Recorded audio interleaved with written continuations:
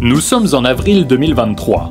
Hurrah, l'Assemblée nationale est dissoute et c'est la NUPES qui remporte largement les élections. Un homme de gauche devient Premier ministre. La réforme des retraites de Macron est annulée. Mais c'est alors que Vladimir Poutine se met à menacer de façon très sérieuse d'attaquer la France. À vous l'Europe, nous avons un message très simple à vous faire passer. Vous allez recevoir un missile nucléaire. Le Premier ministre de gauche Jure sur son honneur de tout faire pour empêcher l'escalade militaire. Et puis, dans un revirement, c'est le Premier ministre de gauche lui-même qui appuie le premier sur le bouton nucléaire. C'est donc l'apocalypse nucléaire. Mais le monde n'est pas détruit pour autant.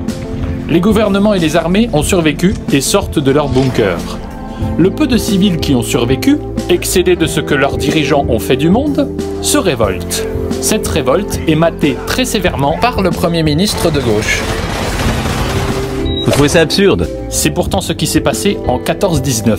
Remplacer la France par l'Allemagne Et le Premier ministre de gauche par le socialiste Gustav Nosk. En effet, Après avoir accordé quelques avantages aux ouvriers, l'antimilitariste Nosk vota pour le déclenchement de la Première Guerre mondiale, contre l'avis des bourgeois capitalistes du Deutsche Friedensgesellschaft. Puis, quand les ouvriers allemands, excédés d'avoir été envoyés servir de chair à canon dans les tranchées, se révoltèrent, menés par le nationaliste Ernest Niekisch, Gustav Nosk mata cette révolte de façon très sanglante.